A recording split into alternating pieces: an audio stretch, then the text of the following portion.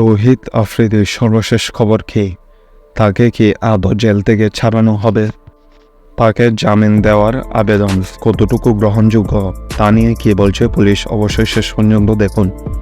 পুলিশের এসআই আফতাব উদ্দিন গত রবিবার জানান, আফ্রিদির জামিন এই মুহূর্তে অসম্ভব।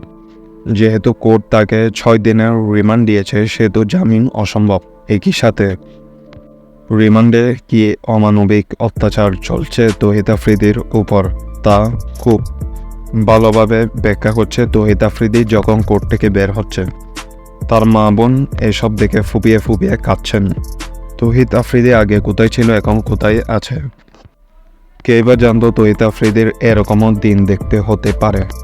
তৌহিদ আফ্রিদির নামে নানা মামলা হয়, তার মধ্যে বিশেষ করে হত্যা মামলা, একই সাথে মানুষের টাকা আত্মসাৎ করার মামলা। তারপর আওয়ামী দোসরের সাথে বিভিন্ন অন্যায় কর্মকাণ্ডে লিপ্ত হওয়ার অভিযোগে সে মূলত গ্রেফতার।